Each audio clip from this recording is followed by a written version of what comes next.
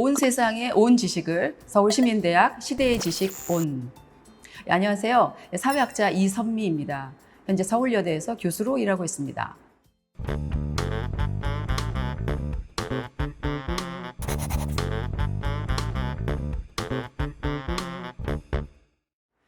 여러분은 현재 가족 구성원의 형태가 어떻게 되시나요? 혼자 사는 1인 가구가 계속해서 증가하는 추세입니다. 특히나 젊은 층을 중심으로 1인 가구 문화가 급속하게 퍼지고 있는데요. 이런 시대적 변화에 맞춰서 어떻게 대응해야 할지 미리 생각하고 준비하는 자세가 필요합니다. 그렇다면 혼자서도 잘 살 수 있는 사회가 만들어지려면 무엇이 필요할까요?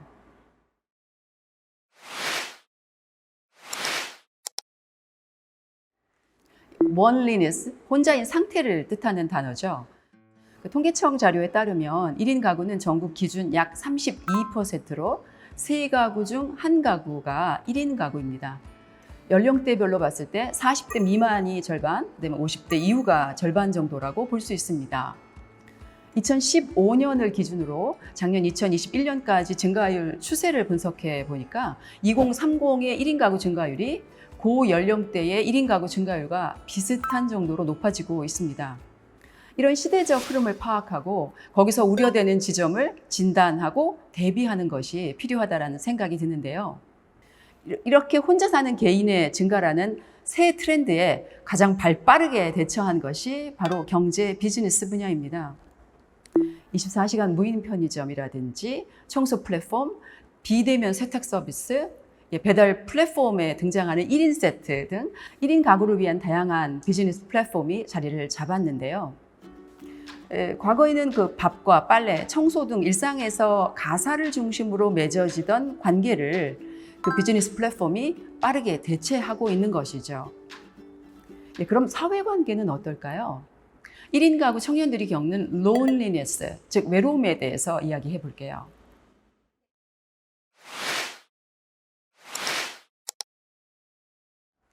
통계청에서 시민들을 대상으로 생활 시간 조사라는 것을 수행하는데요.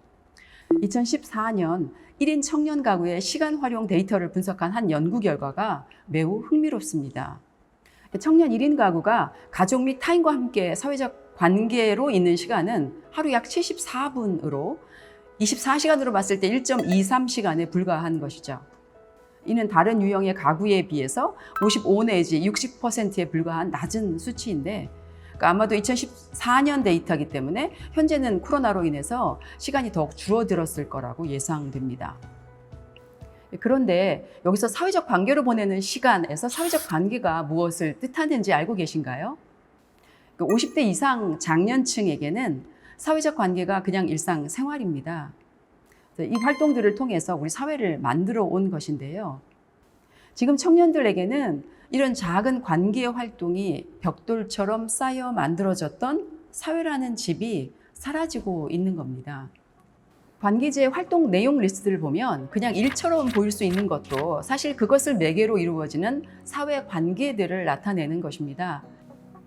제가 앞서 말씀드렸던 타인과 교류하는 관계제 활동 시간 74분이라는 것은 이런 관계의 규칙을 만들고 서로 조율하는 과정에 참여할 기회가 점점 줄어들고 있다는 것을 의미하기도 합니다. 실제로 청년 1인 가구를 중심으로 제기되는 이슈는 노인 1인 가구의 이슈와는 조금 다릅니다. 청년 1인 가구에서 가장 많이 언급되는 것은 번아웃, 브라운아웃, 우울증, 고립 등의 키워드입니다. 이는 청년의 loneliness, 즉 1인 가구 청년이 겪는 외로움의 양상과 성격이 다른 층과 좀 다르다는 의미입니다.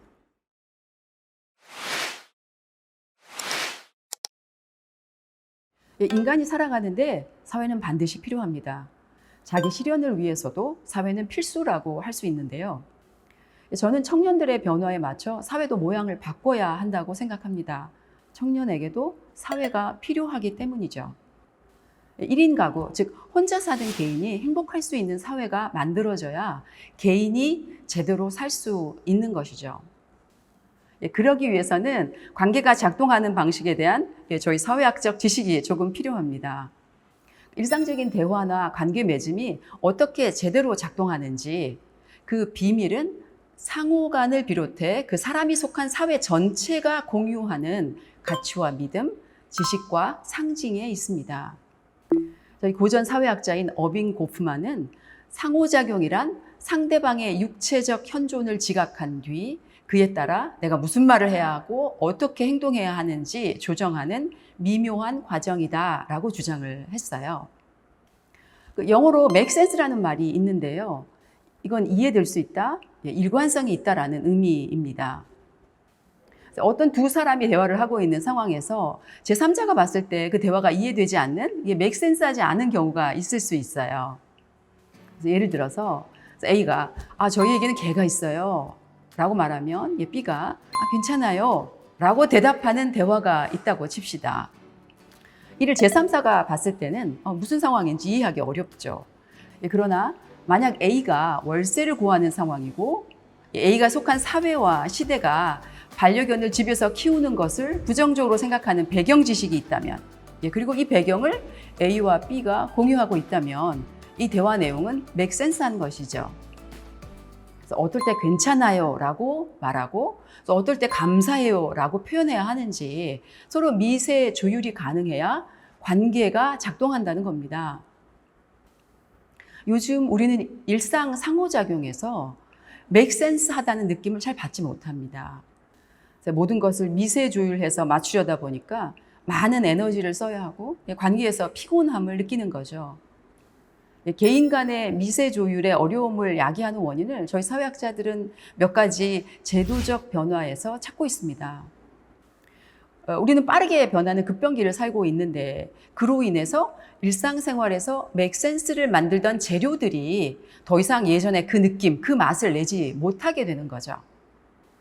그 재료에는 예를 들어 언어적 표현, 몸짓과 움직임, 시선, 자세들에 대한 감지도 포함이 됩니다. 해석과 감지는 각자 가지고 있는 지식과 경험에서 쌓은 재료들로 하는 일종의 요리와 같은데요. 그 지식과 경험의 공통 분모가 작으면 서로에게 맛있는 요리가 될 수 없죠. 우리가 지금 겪고 있는 거시 변화의 주요 특징 3가지를 알아볼게요. 첫째는 이동성의 증가입니다. 교통통신기술의 발달로 인한 이동, 종신고용에서 단기고용으로 직업세계가 바뀌면서 직업 이동 자체가 잦아지는 현상이 여기에 포함됩니다. 둘째, 이동통신기술의 발달로 정보를 취사선택하는 선택권을 개인이 갖게 됐다는 겁니다. 1인 미디어가 확산되면서 각 개인별로 좀 과장해서 얘기하면 다른 세계에 살게 된 거죠. 셋째, 개인이 마음에 드는 개별 스토리에 귀를 기울이기 시작했다는 겁니다. 과거 개인은 자신이 속한 집단, 사회, 국가 등에서 공통으로 공유하는 가치와 상징을 내면화하는 방식으로 자기 가치를 확인했지만 현재는 그렇지 않은 것이죠. 이러한 거시적인 변화로 인해서 일상생활의 관계에 문제가 생기게 됩니다. 관계를 make sense 하도록 하기 위해서 또 미세 조율을 하기 위해서 개인들이 활용하던 재료들이 더 이상 원래 그 느낌, 원래 의도했던 그 맛을 내지 못하게 되면서 지금 당황하고 있는 거죠.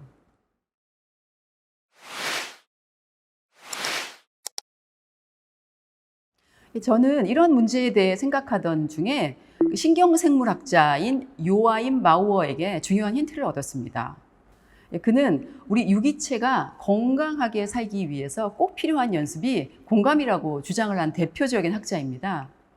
이론적으로 공감은 3가지 요소로 구성되어 있는데 여기서 제가 인상 깊었던 것은 공명의 경험입니다.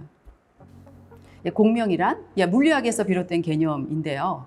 음을 내며 진동하는 기타줄 하나가 음파를 통해 자신의 진동수와 같은 두 번째 기타의 다른 줄을 진동시켜서 음을 내게 만드는 현상을 말해요. 원리적으로 이와 비슷한 현상이 관계에서 일어난다는 것이 신경과학자들의 검증 결과입니다. 내가 다른 사람의 움직임을 관찰하면 관찰자의 두뇌에서 신경세포가 공명을 일으키는데 이를 관할하는 게 최근 발견된 거울 신경세포라는 겁니다. 내가 다른 사람을 보면 내가 눈빛으로 응답하거나 몸짓으로 혹은 말로 반응하는데 여기에는 2가지가 작동을 합니다. 첫째, 내가 공명함으로써 상대를 인식했다는 걸 상대방이 느끼게 합니다. 둘째, 공명을 통해서 내가 상대를 어떻게 인식했는지 추가적인 평을 상대에게 보냅니다. 내가 다른 사람을 만나는 순간 상대는 나에게 공명을 일으키고 이 공명이 나의 추가적인 평이 덧붙여져서 상대에게 되돌아가며 이는 그 상대에게 자신이 어떤 사람인지에 대한 정보를 제공하게 됩니다. 순환 관계이죠. 이렇게 한 사람의 활동 상태가 다른 사람에게 전이될 수 있다는 것이 중요한 것이죠. 두 사람이 만나야 공명이 이루어집니다. 혼자 사는 청년들은 이렇게 말합니다. 자유로워서 좋지만 함께 있을 때에 비해서 게을러지지 않기 위해서 이전보다 훨씬 많은 에너지를 동기부여와 집중력 향상에 써야 한다고요. 유튜브로 함께 공부를 하는 영상이나 운동에 대한 열의를 나타내는 SNS 등이 이를 뒷받침하는 게 아닐까 싶어요. 혼자 사는 청년이 스스로를 위한 동기부여와 집중력 그리고 자기 돌봄에 더 많은 신경과 에너지를 쏟아야 하는 이유는 사회관계의 부재 때문입니다.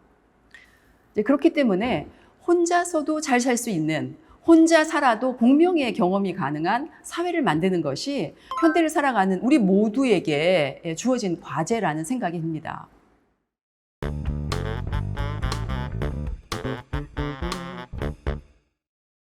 얼마 전 본 책 소개에 이런 표현이 있었습니다. 인간은 사회적 동물이라고 하던데 전 혼자가 편합니다만, 저는 앞뒤를 바꿔서 이야기하고 싶어요. 전 혼자가 편합니다만 인간은 사회적 동물이라고 하던데 라고요. 자기 가치를 확인하는 것은 혼자 하기 어렵습니다.